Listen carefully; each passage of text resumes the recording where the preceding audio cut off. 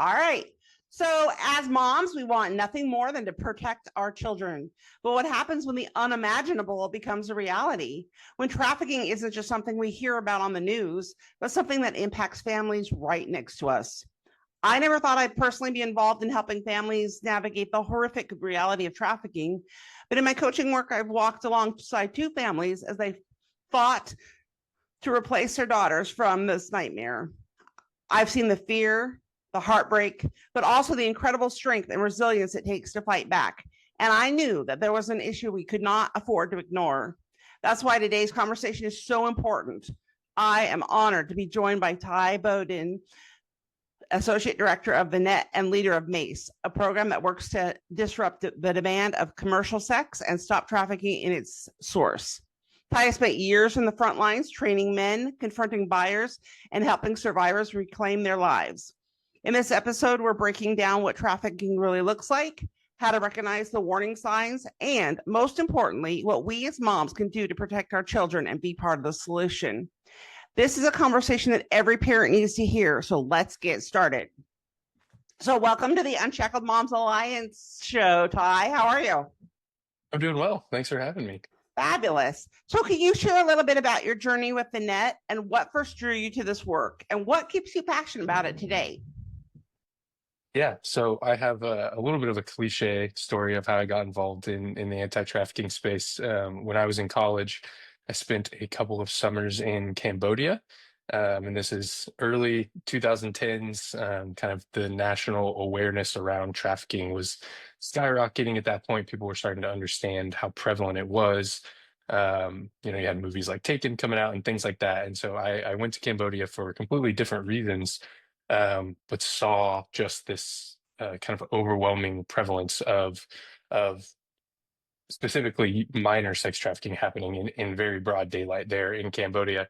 And so I was very moved by it and thought, hey, this is something that I want to fight against and be part of the solution for. And so I think I did what a lot of people back then did. And I thought, oh, I've got to move overseas. I got to go live in Southeast Asia or India or something like that, because that's where it's happening. It's not happening here.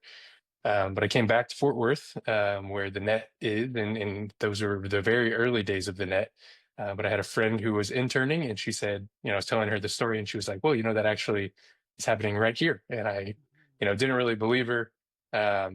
I grew up in just outside of Fort Worth, and um, I was like, man, I've never seen this. I've never experienced this. And she said, why don't you come to a training and we'll go from there. And so I went to a training with the net in 2013, realized that it is a domestic issue as much as it is an international issue. And so figured this is where I live. This is where I'm from. This should be the place that I get plugged in. And so that was, 2012, 13. So over a decade ago. And since then have been around. And what keeps me passionate today is really seeing two things. One, the people in our community, the volunteers, the community leaders who continue to take steps to eradicate this issue and care for the people that it affects, and just how much, even in the last 10 years, the community has really rallied around these vulnerable people. And then two, to see the stories of life change. And so especially on the victim side, and seeing them, I love you said, reclaim their lives and start living a life of dignity that they were designed to live.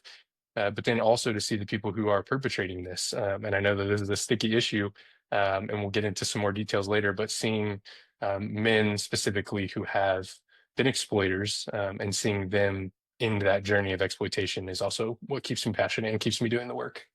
Well, and I think that is oftentimes an issue that gets ignored, right? So, like, we help the victims. There's so many amazing programs, especially in our country, that are helping victims and coming alongside them. But, there's also the other side. And I really appreciate, that you as an agency are working both sides to the middle to healing. So I think that's pretty Yeah. amazing. Yeah, So thanks. you've been with the Met for over a decade. So how has your role evolved, and what has been some of the most eye-opening moments along the way? Yeah, so I think the biggest change is this. When I came on staff, I was employee four. We were a really small, scrappy startup nonprofit that did everything on shoestring and lots of heart and energy, and not a lot of resources and funding. And, in the now 13 years that the net has been around, we've evolved into, a sizable nonprofit that has, 15 plus people on staff full time. We've served, I believe, about 2,000 survivors of trafficking in the last 13 years. And, our reach has expanded, and the community, like I mentioned earlier, has really also evolved, and doors have opened, and just a lot more support in what we're doing. So I think structurally, that's the biggest deal of, being these small, scrappy, passionate group of people, who are just doing our best to, having clinically based programs and really seeing long-term um, life change in the people that we're able to serve. So that has definitely been how it's changed. And I think the biggest moments that open my eyes that I see are the resilience of the ladies that we serve. So Mhm. something that our executive director talks about a lot is, these ladies, they wake up and they climb Mount Everest every day. And I think that's a great analogy of how hard, when you've experienced the exploitation and trauma that many of them have. Um, we have a graduation ceremony every year, and I don't have anything to do with it. I just get to show up, and I just stand in the back and cry for an hour and a half because Right, exactly. yeah, just hearing the stories of what they've overcome and where they are. I don't know that I'm resilient or tough enough or have the courage to do what they do. And so that's one thing. And then two, seeing men, both volunteers and the buyers that we work with, seeing their eyes open, and realize that this is not a harmless, industry when you're talking about prostitution or sex work, as a lot of people like to call it these days. It's not a harmless thing. And not only are they kind of passively part of this problem, but many of them are actively contributing to it. And so when they make that connection, that's really the first step towards either someone getting involved as a volunteer or towards a buyer starting to actually change his life and his behaviors moving forward. I love that. So, what are some of the changes that you've seen, like in legislature and different laws and that kind of thing, since you've started? Yeah, Texas is a great example of where we were to where we're going. Our state legislature has really prioritized going after the traffickers and the buyers. So you mentioned earlier that we really forget about kind of the other side, and we talk about it as a triangle. You have to have this triangle of people involved for a trafficking situation to occur. So you obviously have to have the victim, and then you have to have the trafficker, which we also think about a lot. You have the pimps and the predators who are actually exploiting these people.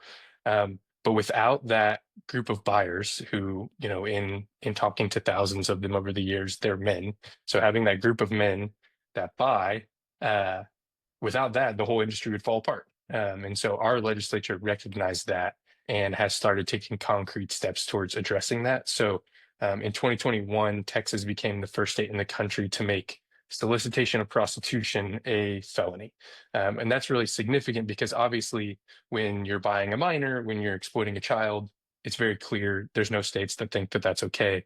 But the reality is, for many of our victims, while they're exploited as minors to start, they really fall through the cracks. And so by the time they're in their mid 20s, 30s, even 40s, all of a sudden they were just victims, or they were just perpetrators. They were criminals themselves. They were being charged with prostitution. And so our state legislature said, hey, no, we're going to switch that up, and we're really going to penalize the people that are driving this industry, and we're going to try to find support and resources for what we are now recognizing as victims, even though historically we've looked at them as prostitutes. And so that's been the biggest change, and it's really obviously impacted our work and our ability to actually go after these men and have meaningful conversations and provide them with meaningful resources. So I think that's been the biggest change, is just this overall across the country, this victim centric shift towards, hey, vulnerable kids, it's easy to say that we need to help them. But for what about those ones that we don't catch before they turn 18? And we really have to shift our focus from criminalizing them to providing them with the resources and support that they need. And that's going on across the country. The buyer focus, we're still moving. There's been a few other states that have increased penalties since Texas did it in 2021, but that's coming, and the national conversation is becoming much more aware of, hey, we have to go after these guys too. I love that.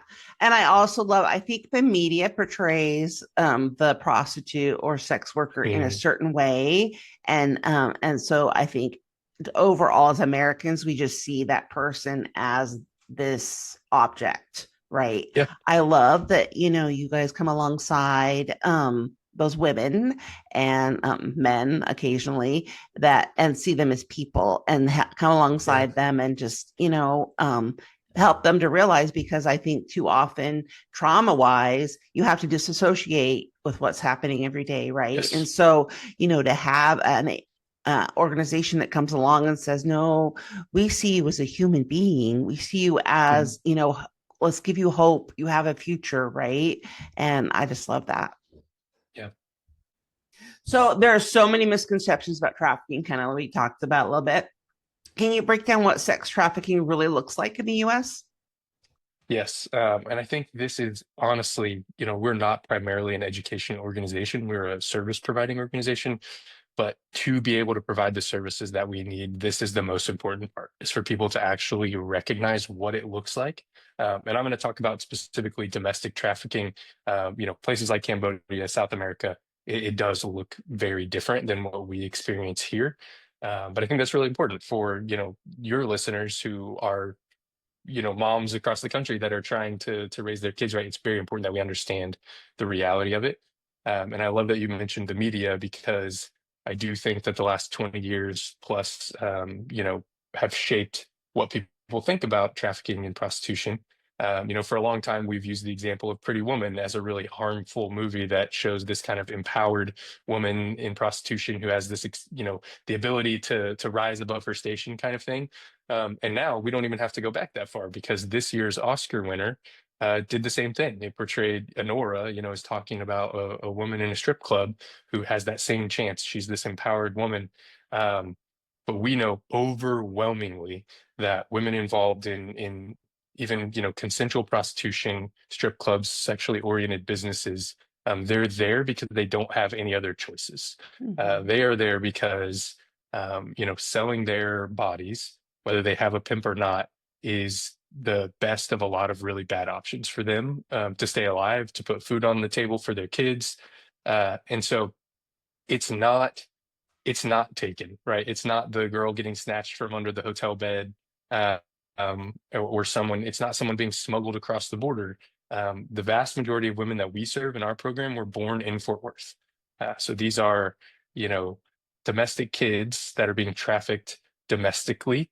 And largely in this day and age, it starts online just like everything else. So it starts with, a trafficker, a predator, making contact with a kid over the internet, gaining their trust, and then using that trust down the road to exploit them until they find themselves in a really compromising circumstance. But at that point, the trafficker has leverage over them, whether that's compromising pictures and videos, or they have just really isolated them from their community that would care for them.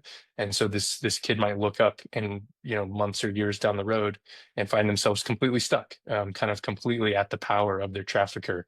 Uh, and so I know we're going to get into some more misconceptions, so I won't jump too far ahead, but the reality is that these are kids who are born in the US. Many of them are from good homes these days because the internet has provided such easy access. Historically, we looked at a lot of the common vulnerabilities, whether it's being a runaway or involved in the foster care system or experiencing childhood sexual abuse. And obviously, those things still ring true. But the reality is that any kid that has unregulated access to the internet is now vulnerable to this. And that's even been the biggest shift that we've seen, in terms of how we talk about our education. Because, 2013, 14, not that that didn't exist, but it was nowhere near as pervasive as it is today. And so it's just really important to understand that these are not foreign nationals. These are not people being brought across the border. These are not people that are being kidnapped. These are kids that are being approached and trust built with someone who's eventually going to be their trafficker. And it happens overwhelmingly inside the house. So there's a statistic that I saw recently that estimates that up to 80% of domestic trafficking cases start in the home, whether that's with a family member or a trusted adult, close to the family, or through social media contact on the child's phone, that they're actually having those conversations at home. And so that's really what we're talking about when we talk about domestic trafficking these days. We're not talking about kidnapping or people being flown or smuggled in from a different country. And that's why I think these conversations are so important, right? Because the media portrays it as, the show Missing, right, with Liam Neeson, that where Hmm. travels across countries to try to find his daughter who's in the traffic, or all the different Pretty Women, as you said, right? It just changes the perspective of what's really happening, and I think it's so important why we have these conversations. Also, I think that I think it's really important for parents to know that building that relationship with their kids is so important, so that if something happens, then they're able to chat with them about it. It's like, oh, mom, you know what? I met this person online and I'm not really sure. He seems really nice, but I just kind of have this gut feeling. Or, a lot of the families that I work with, dad's working 60 hours a week and is not able to give the time to their daughters as he might want. And so these daughters are getting attention from somebody else. And Yeah. so it's so important to have, even if you have to work the 60, 70 hours a week, to have like one night a week that you're sitting down as a family. So you're making those connections. The other thing that I think is really important is churches and youth groups, because too often I think that the pictures are taken or whatever, and it's like, okay, well, what would your pastor say if he saw these pictures? Hmm. How would he think of, what would he think of you, right? And so I, in some of my work that I've done, just trying to break down those barriers of, as a church, we need to know that you can come no matter what you look like, no matter what happened, no matter what, you are loved and accepted. Yeah. Yeah, it's there's a study by an organization called Bark that does tech safe or kid safe tech, and they one of their findings was the only thing that significantly reduces risky online behavior in kids is a strong, trusting relationship with their parents. Mm-hmm. And so you can't emphasize that enough, that having these conversations early and often about what's safe online, who safe people are, things like that, and making sure that your kids know that if they come to you, and something I think a lot about is good kids make bad decisions. And so even if you think, oh, my kid's a great kid, he would never do this, you gotta uh kind of you got to think more critically about it, and like, okay, what if this does happen? My kids have to know that I'm a safe place, that I'm not going to overreact, that they can trust me, and that we're going to work together. Because the worst thing that can happen when a kid finds themselves in that situation is they're too scared to go to a parent or a youth pastor or someone like that because they're afraid of judgment. And that is exactly what that trafficker is counting on, like you just Yep. said. And so, yeah, parents have to have a plan, and it doesn't have to be really explicit. It just has to be, hey, if you ever, like you said, if you ever get that gut feeling that something is weird is happening, you know that I'm a safe person to talk to. And that is literally the number one thing that parents can do to keep their kids safe, is to have build those relationships and talk about these situations early, so that their kids know that they can come to them if needed. Absolutely, absolutely. And I think that, I always say the teenage years are like the second toddler years, right? So like being a parent to a teenager is rough. They are like they're in between adult and kid, and they're like pushing the boundaries, and they're, slamming doors, rolling their eyes, whatever they're doing. And so it's so hard to keep that connection sometimes with them. But in this situation, as well as several others, it's so important to keep that connection. Okay, yes, we had this big fight this morning, but just know that I still want to be your safe place to land. I still want to be that person for you. I know it's tiring sometimes, but it's so important to just stick it out. Yeah, that's really good. So, what are some recent national statistics in trafficking that might surprise people? Yeah, I think the biggest thing, just based on, again, the way the media portrays and the way that we kind of collectively think about trafficking, is that the National Center for Missing and Exploited Children says that non-family abductions are less than 1% of missing kids across the country. And then in 2023, the FBI estimated that 2% of trafficking cases were actually kidnapping. And so those are just minuscule numbers compared to the amount of victims and kids that are missing or being exploited. That again, we just need to get it through our brains that it's not, it's not your kid getting picked up in the Target parking lot, or going missing after school or kind of thing. That those do happen, and we hear about them because they are sensational and outliers. But again, the overwhelming majority of these cases and the way that kids are exploited is through someone who has earned and built their trust. And so we have to be cognizant of that. Of yeah, if you're teaching your kids stranger danger, that's great. You want them to be smart about who they're interacting with. But if you're doing that and then you're giving them a phone and sending them into their room by themselves with no oversight, that's far more dangerous. With at least in regards to this specific issue. And I mentioned this earlier, but 80 up to 80% of domestic trafficking cases starting in the home is even to me a shocking statistic Yeah. of recognizing of how prevalent this is for kids being exploited in their existing context, not being moved, not being, taken somewhere else. And along with that, 88% of kids are exploited by someone they know. Um, so That's huge. yeah, and that again, that can be someone they already know. It can be, unfortunately, we do see, especially in low income situations or where we have like generational sexual exploitation, we do see parents who are, exploiting their kids, or uncle or something like that.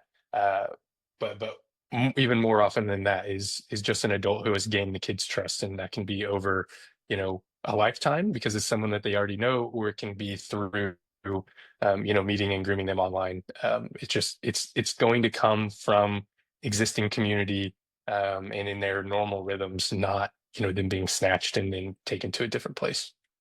So I think you said something really important, and I want to just revisit it for a minute.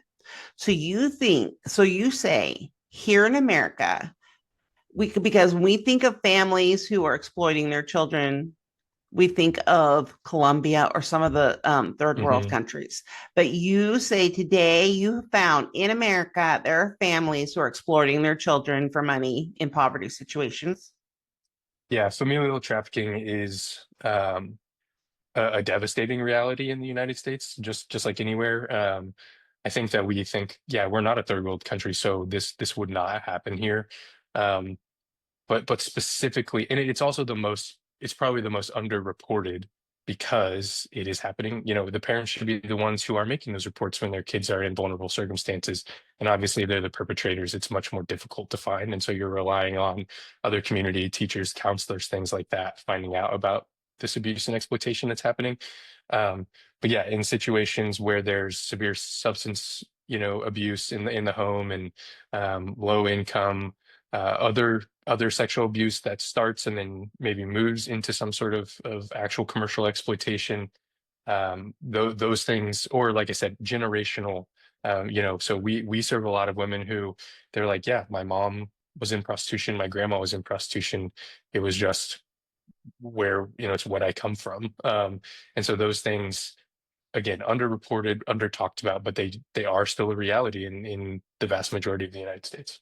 Yeah, it's just heartbreaking. It's Yeah. heartbreaking in the world, but I think that too often, um, especially those of us who are middle class or upper middle class, we think in our heads that, well, of course they're not, doing that with their children because, there's food stamps and there's federal programs that are supporting them. So of course that wouldn't happen except in extreme circumstances, and yet it's really common, and it's in that web of familial trauma that it's harder to report, it's harder to get. And so I just really appreciate you addressing that because it's so important. Yeah. So as parents, one of our biggest fears is the safety of our children. What are some practical ways that we can protect our kids from being trafficked? We talked a little bit about these, but what are just some, practical day to day? This is what we should do. Yeah. The first one, like I said, I just want to reiterate, it is having those conversations, talking to your kids early and often about, it doesn't have to be about sex trafficking. It can be about who a healthy person is, like who you should trust, what is safe or risky behavior on the internet, all of these things that kind of contribute. We hear from parents so often, oh, I don't want to steal my kid's innocence. And I understand that. I don't want to steal my kid's innocence either. I don't want them to grow up, in fear of every person around them or with worst case scenario thinking. Um, but if you do it right and you do it in these kind of regular rhythms and with age appropriate content, what it really does is it actually provides your kids more freedom because you know that they know what to do if someone says these things or they encounter this person. And so it's really empowering them to be able to make decisions that are going to keep them safe when you're not there. And I think as parents, that's, the scary thing is that we can't always be there. And so being able to empower them to make the good decisions, to talk to the right people, it's got to be number one. And then, like I said, being a safe place, them knowing that you're not gonna, blow up or overreact if something does happen, because they need to know that there's a way to get help and there's a way out. Um, a slight tangent, but I think for a long time, kids have heard, if you put this thing on the internet, it's never coming down. There's nothing you can do about it. And I think that's one of the worst things that we can tell our kids, because if there's nothing they can do about it, why would they come ask for help? Right. And again, you do lose control to a degree of pictures or videos that get sent out. But there are resources these days, and I think I want to talk a little bit about AI in a little bit, but uh, it obviously is harmful in a lot of ways, creating images and things like that. But it also is, there are great organizations out there that are using AI to help get these things off the internet. And so there is hope. So don't ever tell your kids, hey, if you post this on the internet, or if you send this to someone, you know, there's nothing you can do about it, because then that puts them in a place where their backs are against the wall and they're not going to come to us. Um, and then I would say the most like practical tip and trick is you have to know what's happening on your kids' devices. And that is not just a cell phone. That's not just, a phone that has social media and things like that. That is gaming devices. That is, online computer games, things like that. Anywhere that there is a messaging feature, um, there are traffickers out there looking to enter into a relationship and groom kids. One of our state uh, attorney generals, assistant attorney generals who focuses on trafficking all around the state, in his presentation, he puts a slide up of logos of all of the games, apps, websites where he has prosecuted a trafficking case from, and it's things that you would never think of. He has a LinkedIn logo on there, and he's like, yeah, that's crazy. You shouldn't think about LinkedIn. He's like, but anywhere that you can message other people, there's just some risk there. And so again, teaching your kids to manage that risk is really important, but also something that I think is a really great thing that I've seen a lot is the delay is the way, wait till 8, no social media until they're 16, whatever kind of framework works for you and your family. I think it's really important that you have a plan of how your kids are going to have access to the internet, how you are going to monitor that, where they can and can't use their devices, all of these things. And again, it seems like being overly restrictive or overly protective, but the reality is when you know that, hey, your kids, they can't have their iPad in their room by themselves. Um, that gives you freedom for them to know that this is where they can use their iPad and this is what they can do with it. And then they know up front, hey, this is actually mom and dad's device. We paid for this. We're raising you. We're responsible for you. And so at the end of the night, if I want to take your phone and look through your messages, if you set that expectation up front, then it reduces a lot of that friction. And I know that there are probably going to be parents who listen to this who they're like, oh, it's too late. That ship has sailed in my family. And I would just encourage you, if that is you, that it is a fight, but it will be a fight worth having. Because again, if we hear from so many parents whose kids were sextorted or something over the phone, and they, looking back on that situation, they just think, man, I wish that I would have engaged in that hard conversation. And rolling back boundaries is way harder than setting them up front. Yeah. But from listening to parents who have that firsthand experience, say, I wish I would have just dealt with the trauma or the drama and tears for 2 weeks of them not having the access to their phone that they had to avoid what did end up happening. And so I'd say that's the most practical thing that you can do. There's a lot of really great resources out there to coach you through that.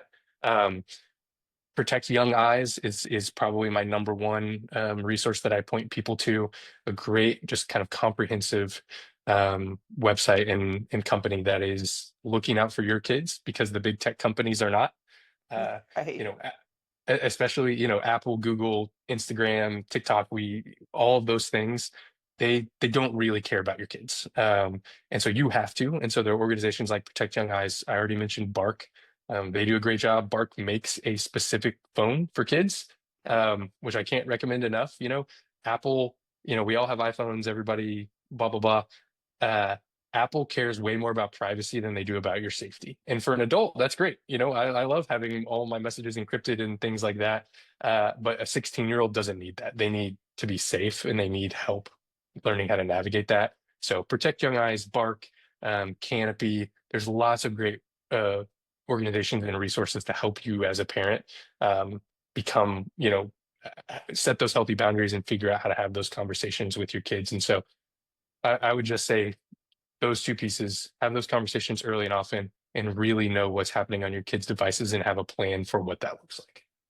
I love that because um, those that are perpetrate on kids, they're spending all day, every day perfecting their craft. It is Yep. extremely profitable to market kids and adults for that matter too. But you know, and so I know I talked to so many moms who are like, well, they're 17 years old. They are old enough to be doing it, but their brain isn't even fully formed until they're 25.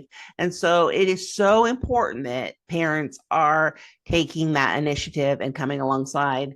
And I tell parents all the time, some of those conversations you have with the kids are awkward and it's hard. And so, go for a drive because then you're both facing forward, right? And so it's Yep. like those conversations are a lot easier to have sometimes than across a table looking eye to eye and saying, let's talk about sex or let's talk about sex trafficking or some of those more awkward conversations. Absolutely. So, okay, so we talked a little bit about how social media plays a role. So what should a parent do if they suspect their child or another child they know is being groomed or trafficked? Yeah. Man, this is a tough one, especially for other kids. I mean, if it's your kid, no one knows your kid better than you do. Mhm. And so you have to know about how to approach that. If you've already had these talks and you've kind of set up this plan, you should be able to enter in and try to get at least a sense of what is happening, and letting them know, hey, you can tell me anything. I love you. I'm going to take care of you. So I'd say that is the first thing, is just presenting that warm, safe place to them so Mhm. that they can hopefully share with you about what's going on. Um, but then the two things that you should do is call 911. Every major, mid-size, and even a lot of small areas, police departments now have a dedicated human trafficking unit, because of how prevalent it is. And so you need to get them involved. They need to be able to ask questions, and a lot of parents are probably not going to want to expose their kids to that, which again I understand. But if you have a suspicion that this is going on, and they're not sharing it with you, you're going to need some professional help to figure out what's happening. um, so I would say call your local police department and then call the National Human Trafficking Hotline. It's a 1-888 number, and I know that seems like, oh, how can they help me in my specific circumstance? It is the number one resource for trafficking tips and connecting to local resources that there is in the United States. It's run by an organization called Polaris. They do amazing work and they have for a really long time. And so if you just Google National Human Trafficking Hotline, it pops up at the top of one of those, like, kind of Google. You don't have to click on a link. It's just going to show you exactly what it is. Call them, talk to them about the situation. They're going to be able to get you connected to resources. Um, so I'd say that. And then with other kids, I think that this is a great, even kind of tip, is the state attorney that I mentioned earlier. He said, when I'm having these conversations with my kids, my son says, Dad, that's not going to happen to me. That's not going to happen to me. And he said, well, what if it happens to Frank, your friend Frank or whatever? And he's like, oh, yeah, that might happen to him. And so they walk through an exit plan for his friend, for his kid's friend. And he says, well, who's a safe adult that Frank could tell? And he's like, could Frank tell his parents? And his son might say, no, they're not, they're not super present, they're not around. And he's like, all right, well, what adult? And whether it's a counselor at school or I think he said in this circumstance, his son actually said, his own mom, Frank should come tell my mom. He would be a great resource for him. And so while his son is coming up with a plan for his friend, now he's also got that plan for himself. And so he's like, yeah, I'm not going to go tell dad. Dad does this every day for his job. I'm going to go tell mom if something like this happens to me.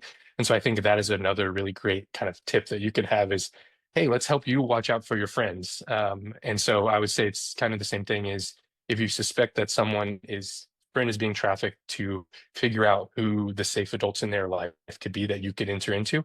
And if you are that safe adult, then do the same thing. Call 911 and call the National Human Trafficking Hotline and let them direct you to local resources that are going to be able to intervene for that child. That is a fantastic plan. I love that.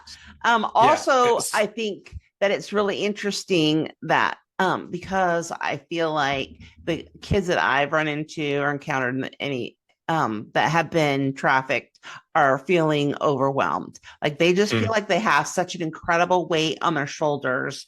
yep. And to say, okay, well, I'm going to take control. I'm going to take control of this from you. I'm going to call 911. We're going to get some professionals involved. I think is scary initially, but it just takes such a huge burden off of their shoulders that they just have been carrying around for too long.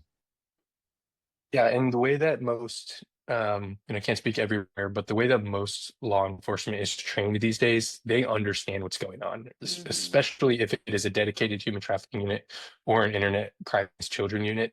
They are going to have um, they're going to have the training and the knowledge and the resources. So like here in Tarrant County, our human trafficking units and internet crime against children unit is actually in a service provider's headquarters. So they have advocates on site all the time.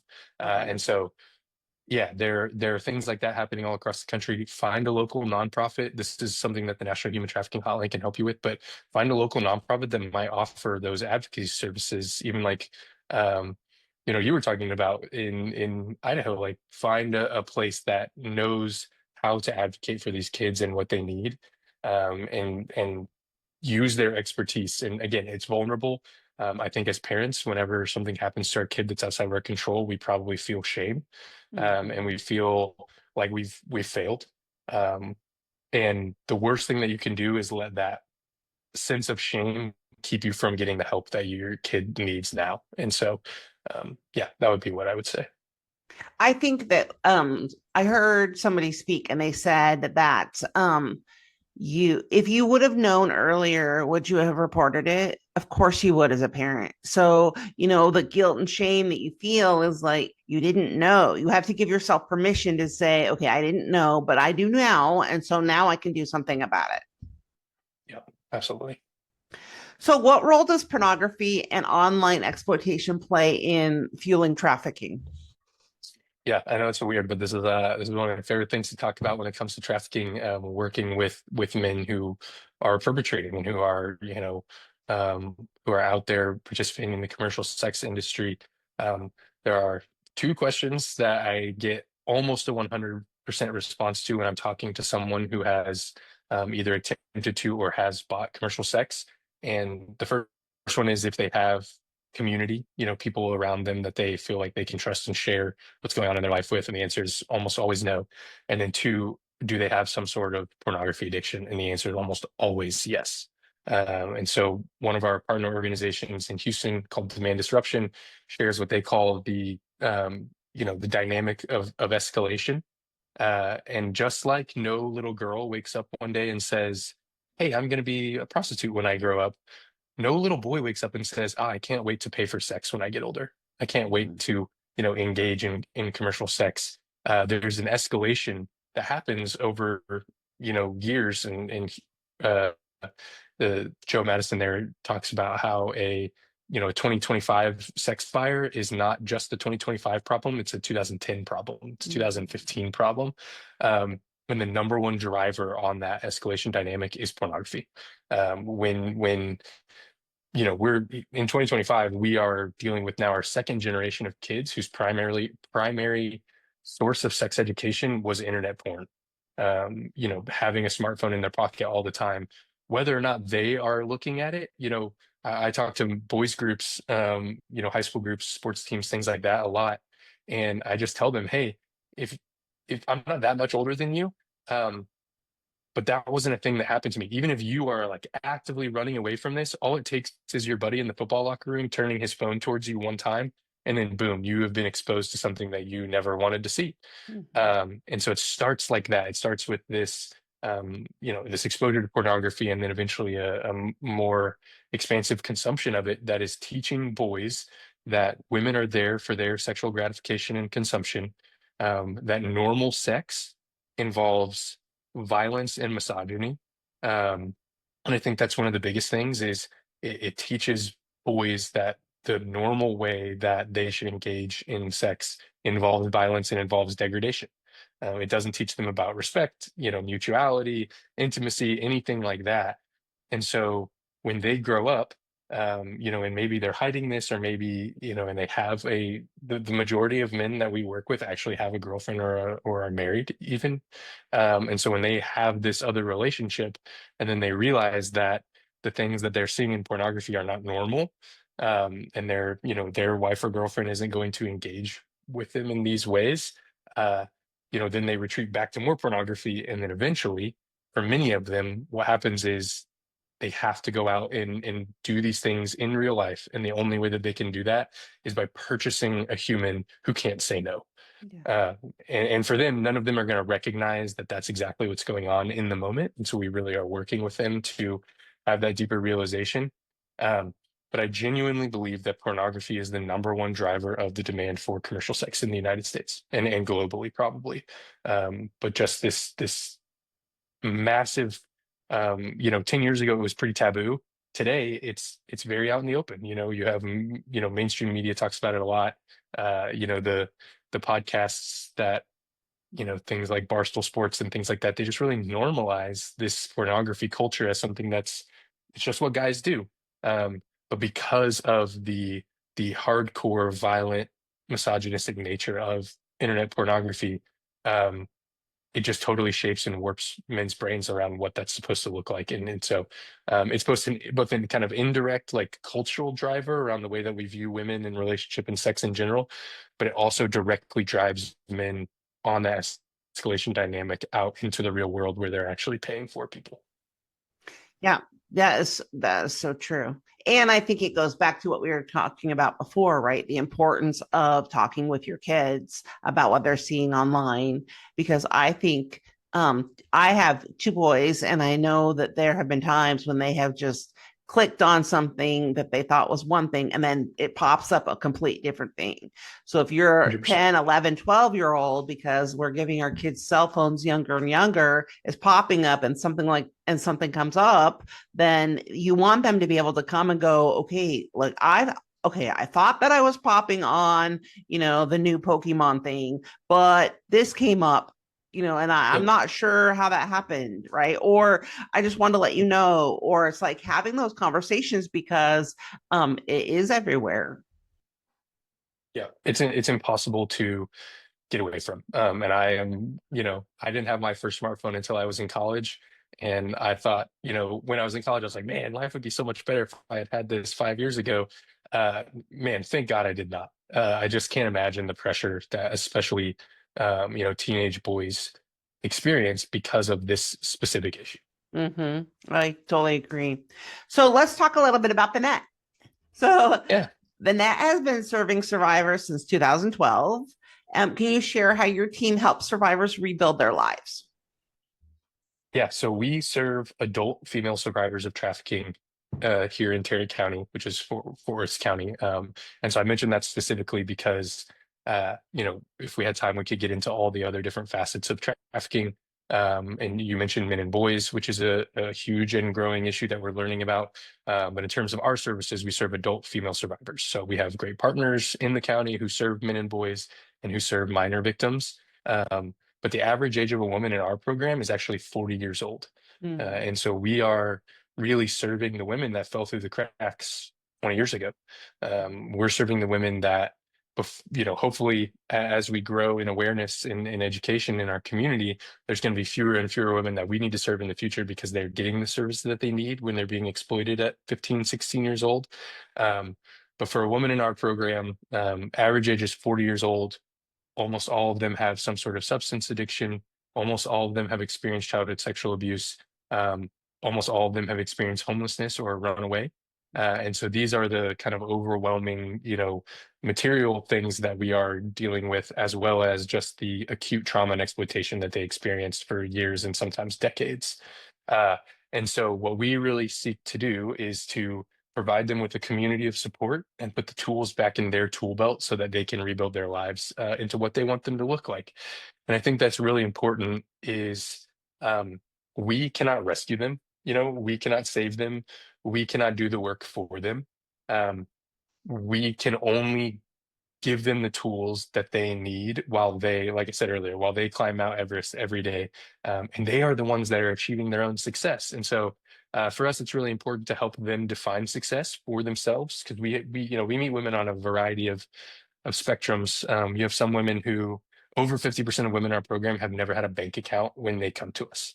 And so you're talking about women who don't have a GED, they don't have a bank account, they've never had a real work experience because their exploitation started so early. And so for a woman like that, her experience and her success is going to be very different from someone who was, originally trafficked as an adult, maybe has a high school or college education, comes from a different background. And so we help them through one-on-one case management to, set up their own success. What does a success goal look like for you in the next 12 weeks? And then we provide them with the skills and resources that they need. So everyone in our program is provided with a volunteer advocate who walks alongside her for her entire time in the program. And that person is just a support person for them, a friend.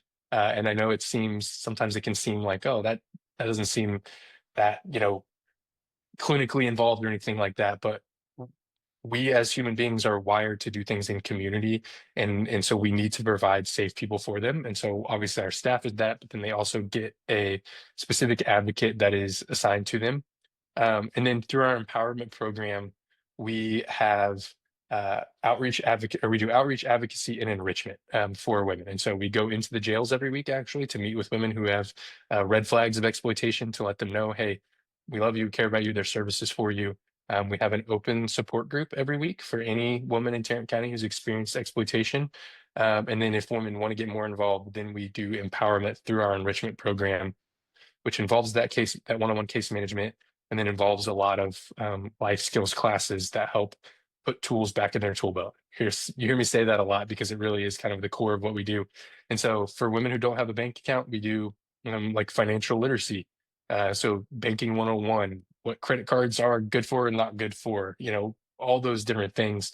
And then when they finish that class, they actually go to one of our community partners here in Fort Worth and they get to open a bank account with that bank for free, which is really cool. We have a savings match program for that. So if you go through the financial literacy class, you open your bank account, you open a savings account, then as you meet certain milestones with that savings account, then that puts money directly in that account to celebrate your success, which is really awesome. We have very specific trauma related classes. So the trauma that a trafficking survivor experiences is similar to, an abuse victim or intimate partner violence, but it's not exactly the same. And a lot of those kind of mental shackles that keep someone in trafficking need to be dealt with specifically. And so we have survivor written curriculum that's led by licensed counselors on our team to address that specific trauma that they've experienced and help them. One of the curriculums is called Ending the Game, and it's really about helping our survivors, learn to get out of that manipulative, everything is a zero-sum game mindset so that they can engage in healthy community, which is really awesome. So we have some very serious practical classes. We also have a lot of fun classes. So we have a mindful movement class that meets each week that is just about, moving our bodies and being healthy. And we have a personal trainer in Fort Worth that's donated his gym. So the ladies can go there and work out and really fun things like that just help them be whole people. And I think that that's really important. We have monthly social outings that the ladies get to bring their kids to. So go to the zoo or go bowling, or we have a fall festival where they get to just experience fun. It's amazing ladies get to go bowling with us every year, and it's amazing how many of them, hey, I've never done this before. Mhm. And so we're trying to take out all those negative things that they've experienced and fill them up with positive experiences. Um, and so that's really kind of the core of our work of walking alongside those women. And we have in the specific program, it's kind of 2 to 4 years before they can graduate, depending on how long it takes and again what their success looks like. But we don't have a timeline on how long we'll serve women. If the class or the support group is helpful to you, we want you to be around as long as possible. And so I know that's a lot of information, but that's really what we do, and it takes a long time and a lot of community to help these women recover because of just the depth of that trauma that they've experienced. Well, you brought up some really great points. First, I think that you've really illuminated pieces that I don't think that a lot of people think about, right? Like, I don't think they Mhm. really think about the educational piece or that piece of they may never have opened a bank account. Or the other side is like they've never really had the unburdened um, experience of having just fun, right? And not Yeah. having to worry Yep. about who's watching me, what am I doing, what's this going to cost me, just Yeah. have that, like I can go work out, I can go to bowl, I can go to the monthly thing, I can take my kids to the zoo. And it just is experiencing with other women and people who get it and know, right? Yeah. And so I can just relax and having a great time.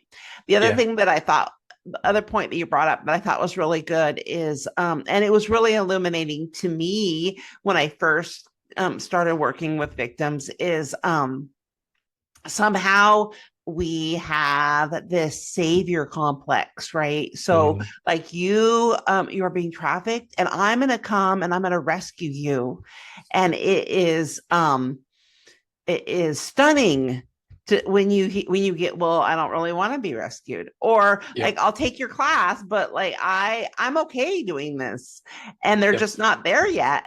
And so I when that first information first really sunk in, I was like, what are you talking about? What do you mean you don't want this? Like, Yeah. I have this for you. Why do you not want this? And I Yeah. think that is just such a great point. Yeah, it's probably, especially serving adults specifically, it is the most difficult part. Yeah. When you have kids that are in vulnerable situations, that's a totally different thing. You got to get them out. We have a responsibility as a community to intervene there. But when you have an adult, unless she is making an outcry of, hey, I am being trafficked, then we just have to meet her where she is and continue to show her that we support her and care about her and have things for her if she wants to make a change. Um, and it's almost never the first time we talk, right? It is not the like that first interaction. It's starting to get her wheels spinning of, oh, maybe I can lead a different life. And maybe I can have something better for me. And we can't do our work, or the first step of our work is helping her believe that that can be true, that there is something different, that she deserves better. Uh, and then once she makes that choice, then we're able to, embrace her with open arms. But that is, yeah, one of the biggest challenges, and like you said, the most overlooked thing about specifically serving adults, especially. Yeah, absolutely.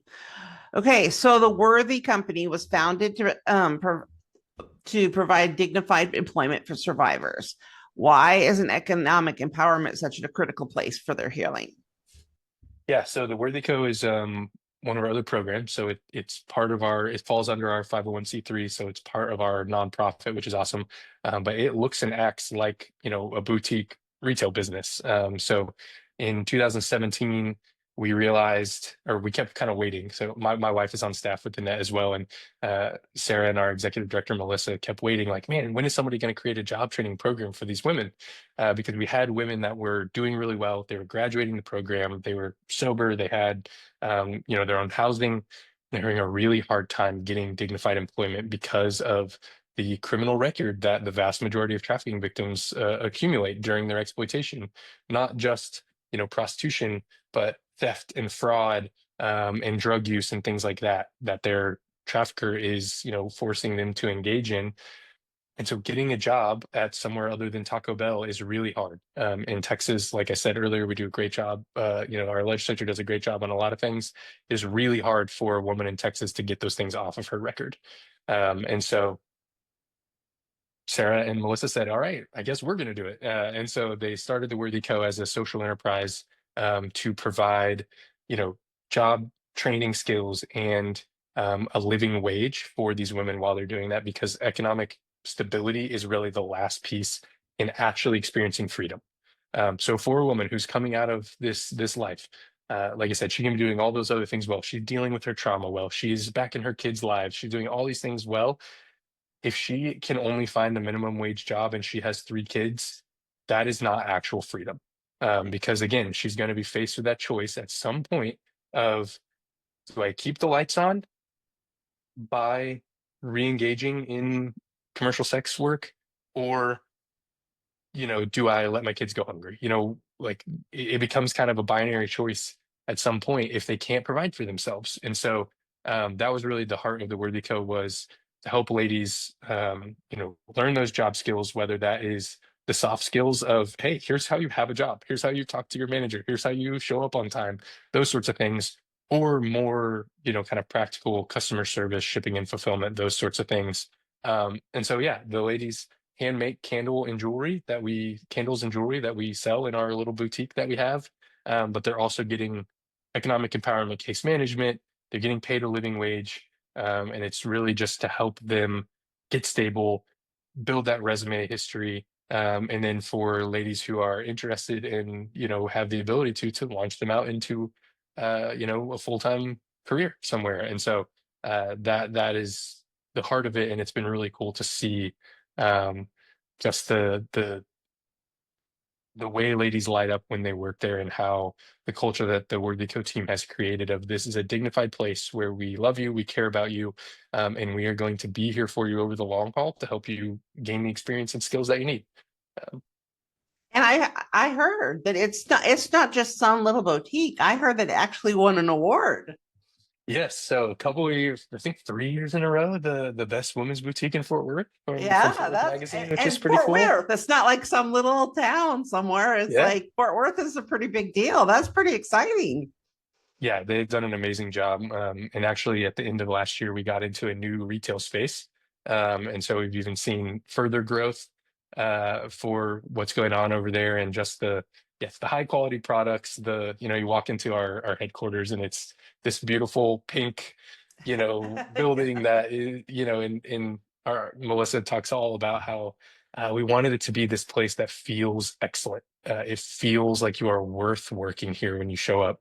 And so it's, every little detail over there is really kind of curated so that it helps the women that are employed there understand their value and worth, and that they can do these things, which, like I mentioned earlier, for so many of them for so long wasn't a reality. Yeah. So do you have an online store or is it just an in-person store? We do have online. Actually, I think it's about 50-50 in, our sales are about 50-50 in person and online. It's worthy-co.com. So you can see all the candles and jewelry that they make, and read a little more about the story and how it operates. But yeah, ship all over. So anyone listening to this, if you're looking for Mother's Day, probably be, everybody likes candles, and it's a candle with the story. So check that out. Absolutely. And we'll also put that link in the description so that you could just click on it and shop away. Yeah. Okay. So your team has engaged with over 7,500 men attempting to buy sex. What have you learned from those interactions? We talked a little bit about that. Yeah, so MACE is the program that I primarily lead, and it stands for Men Against Sexual Exploitation. And yeah, one of the things over the last decade that we have done is directly engage men who are participating in the commercial sex industry. And just a quick caveat, we are only engaging with men who are doing, adult prostitution. So again, we're not out there. This isn't How to Catch a Predator for us. We leave that to law enforcement, because those guys have, more severe penalties for very good reason. So this is men who are reaching out to prostitution ads on the internet. And so we do both a civilian kind of man-to-man sting, I don't know, whatever you want to call it, where we are intercepting those texts and phone calls into those ads with trained volunteers who are then engaging with these men. And the goal of all of our engagements with buyers is education. So to let them know the reality of what they are participating in the industry that they're propping up, which is not to say that they don't know that it's bad, but most of them think, yeah, I mean, she probably doesn't want to be doing this as her first choice, but it is a job. And, I'm again going back to that culture that pornography has uh, created. It's like, I'm kind of entitled to this. If she's going to sell it and I buy it, then that's okay. Um, and so we engage with the education piece to help them understand the reality there. Um, and then we want to connect them with resources. So the best research we have says that about 6 to 10% of men will do this in any given year. And our sheriff's office will be the first people to tell you, like, hey, we don't have that many jail cells. Like we cannot do this on our own. And so some of these men are going to have to make changes without law enforcement intervention. And so we want to figure out what is actually driving their behavior and then try to get them connected to resources and long-term accountability that will keep them from doing it again. And obviously, we want them to stop exploiting vulnerable people. That's our primary driver. But two, we want them to like I mentioned earlier, a lot of these men are married or have girlfriends, or a lot of them have kids, and like we want them to be the best version of that husband, father, person that they can be. And so we want to connect them with resources that are going to help them change. So we do that both like online with civilians, and then we do accompany our local law enforcement when they are doing these kind of reverse sting. Everyone thinks about a prostitution sting as the women who are being arrested, but our law enforcement has really said, hey, no, we're going after the guys that are doing this. And so it is a state jail felony in Texas. These guys do go to jail. And so while we're having those kind of same conversations, but then also we are a resource for our local probation and DA's office. We have some education and restoration courses and resources that we're able to offer to these men while they're on probation, or while their case is pending, whatever it is, to help them not do this again. And so I think some of the biggest things that we've learned, and I think that I would want listeners to take away from this, is these men are not perverts that live in a van or in their mom's basement. These are everyday men in the community. These are pastors, they're lawyers, they're doctors, they're construction workers. They are white, black, Asian, Hispanic. They make hundreds of thousands of dollars a year. They make $40,000 a year. It literally spans the gamut. There's no common demographic of man who does this. And so, on a day where we're with law enforcement and they're arresting these men, they might arrest 10 to 15 guys, and they just come from a variety of backgrounds with no kind of common thread that ties them together. And so, I kind of knew that going into a lot of this anecdotally, but it is shocking when, a guy pulls up in his electrical work truck because he's a local electrician, and then the next guy pulls up in a $150,000 car and he's the CIO of a tech firm in town. And so, just this vast expanse of men who participate in this. And so I think that is the biggest thing that I've seen, and just the kind of deep brokenness that they're experiencing. And again, largely because pornography, our culture has shaped them into thinking that this is just something that's okay, and so they act like it's okay. And so the things that they say or ask for are kind of truly horrendous. There's a report that just came out last month called Buyers Unmasked by an organization called Rights for Girls, and they did a deep dive into what these men are saying and how they're talking about these issues. And it is hard to read, so it's not for the squeamish, but if anyone wants a better picture of, hey, this is the reality of what's going on, I couldn't recommend it more. That's amazing. So are you seeing as as law enforcement is coming more toward the men that are involved, are you seeing men think twice about purchasing now? Is it making an effect yet? Yeah, man, I hate this question. I think the reality is it's not, unfortunately. And I think the biggest issue, talking with local law enforcement, our partner there, is almost to a man, the men that we arrest, they don't know that it's a felony. They think they're getting a ticket and they're going to go home and no one in their life is ever going to find out about this. And so when they realize that they're actually going to jail, it's going to take them 18 to 24 hours to get out. Somebody's going to be wondering at work or at home where they are. That's when that's like what we need people to realize before they get there. And so we're working on ways that we can kind of spread that message. What I will say, what it really is doing is that it is expanding law enforcement across the state. It is expanding their focus on providing resources to the women. And so when they come in contact with women who are, historically they would have just arrested for prostitution, instead of doing that, they're able to get them connected with a local victim service providing organization that's actually able to offer them resources. And so instead of this woman going to jail for misdemeanor prostitution, she's actually going to get connected with someone that can help her. And so that is really the positive that we've seen of the law change, where we're really focusing on buyers and not focusing on the victims. So it's not that everything is bad. And the men so our law enforcement has arrested almost 800 men in the last 3.5 years. Mhm. And so for those men, it's certainly making a difference. They are experiencing the consequences to their actions. But we just need more men to be aware of what's happening in our county now. Yeah, yeah. So, on kind of a lighter note, what role are you seeing men playing in the fight against trafficking?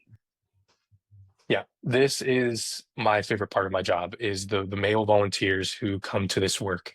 And many of them come, one, either because they, have experienced pornography addiction or some sort of sexual brokenness in the past, and they want to be part of, helping that not happen in the future for other people. Or two, they come with this high sense of justice. And this is kind of how I entered the work of like, man, we got to stop these guys.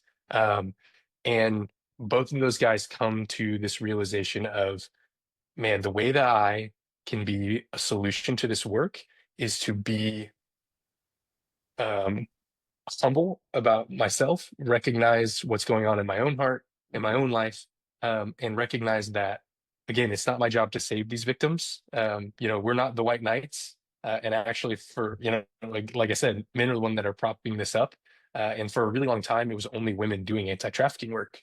And so we got to engage humbly and say, hey, we actually have a long way to go. We've been riding the coattails of our female colleagues for a really long time. And so let's enter into this humbly. Let's not try to make ourselves the heroes. Let's understand that there's a lot of cultural things that are creating this issue. And so to be part of the solution, we don't just get to, beat up buyers or pimps. We actually need to engage meaningfully with the culture. And instead of just trying to send these men to jail, which sometimes is the appropriate response. But instead of just doing that, let's actually work with them on what is happening in their lives, and try to be a long-term solution. Because you're gonna have a guy go to jail for 6 months for doing this, and if he didn't learn anything, those issues in his life are going to be the same. Yep. And we have seen law enforcement arrest the same man twice. And Sure. so there has to be actual internal heart change. And so when our volunteers kind of realize that change, and it fires them up even more, because what's more sustainable than, taking a guy and hitting him with a baseball bat is actually engaging with him to change his outlook on the whole thing and change his behaviors long term. And so that's my favorite part is the men who come in with great intentions, and then they recognize that they're actually even more powerful than they thought, and they can actually make a bigger change than they ever believed. And so we have guys who have been doing this for 7, 8 years at this point, who are just really passionate, compassionate, caring volunteers who want to see justice done in our city. And so it's really, really awesome. So it's empowering to them as well. Yeah, they get to realize that we only there are a lot of survivors who probably not probably who are definitely more knowledgeable on this issue, who have obviously the lived experience and could articulate things to these buyers better than us. But we also know that those buyers are not going to listen to those women, and we've seen that firsthand.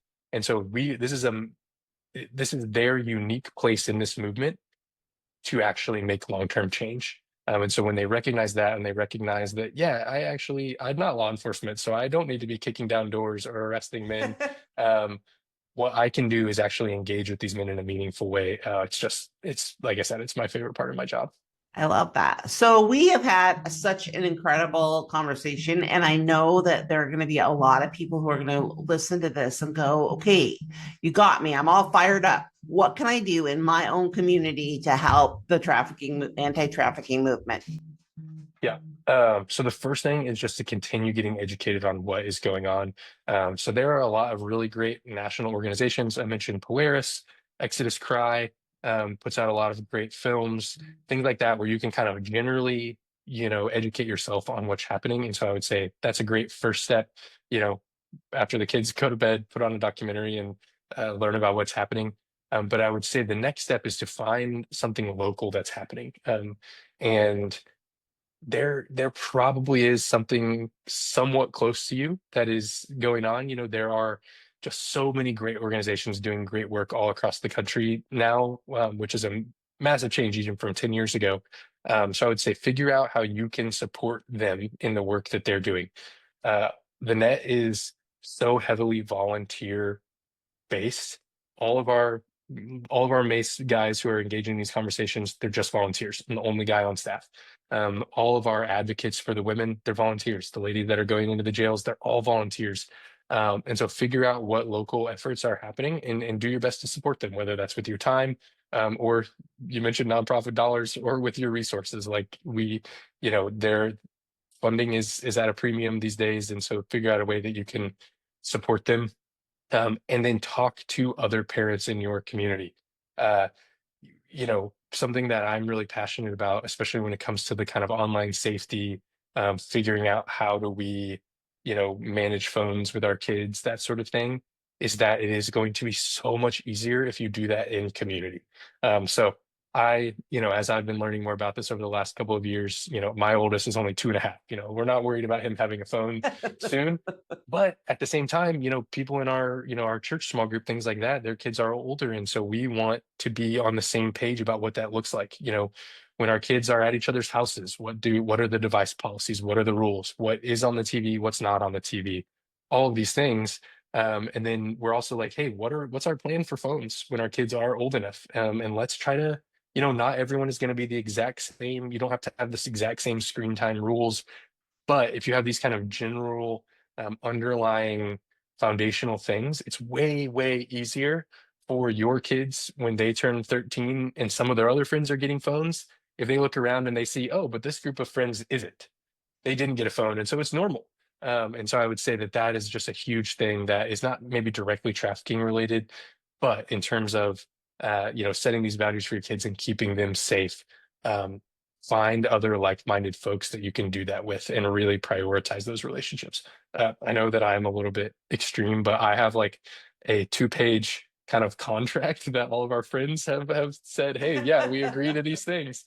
And I have been to too many conferences and heard too many horror stories to that most people don't need all the information. But I was like, hey, I've heard too much. As our kids start, going to school and they're going to be bringing iPads home and things like that, like I think that we need this. And they were like, all right, that's a little bit much, but we hear you. We want to be supportive. And so, yeah, we're on board. And so you don't have to be like that, but just find some like-minded folks that want to learn about this issue and want to figure out how you can raise your kids in community that's going to keep them safe and help them flourish.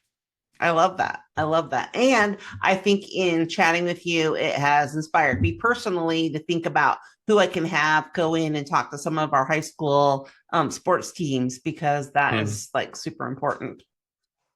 Yeah. Yeah. Those communities of kids, when you get a couple of kids who hear that it's okay, that those things are not okay, you know, Mm. when they know that it's okay to be brave and say, hey, it's not all right to talk like that. It's not all right to look at those things. You can just have a kind of transformative movement, because most of especially the boys who, are around those things, it does make them feel uneasy and it makes them feel, they know that it's wrong. Mm. And it's just so hard to be teenage boys speaking out against other teenage boys. And so if you can empower a few of them, I think you can see a large change pretty quickly. Yeah, I love that. Okay. So, you have had so much amazing information, and I know that there are going to be people who want to support you and your organization, the net. We're going to put in so they can buy all the candles and the jewelry that they want. But how else can they help support you? Yeah, so the probably the best way to kind of follow along with what's going on is we are a big Instagram organization. So at the net FW, FW stands for Fort Worth. So at the net FW, find us on Instagram, get a great highlight of the work that we're doing, upcoming events, volunteer opportunities, things like that. Our website is just thenetfw.com. So you can get on there, you can learn more about Mace and the Worthy Co. and all of our aftercare services. My email's on there. So if you want to send me an email and ask more specific questions, I would love to talk to you. If you are like, hey, I don't know what's going on in my community. I've worked with partners all over the country, so I will try to find out for you. Or if you're like, hey, and this is my passion. Hey, how do I do demand work in my city? Let's have a conversation. I would love to chat about that. Perfect. I love that. And we will have links in the description so you can link there.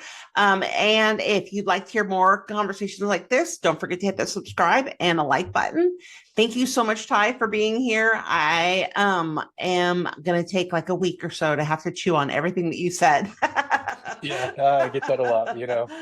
Not great at dinner parties because of the heaviness of everything that we talked about, but really important. Thank you so much for having me.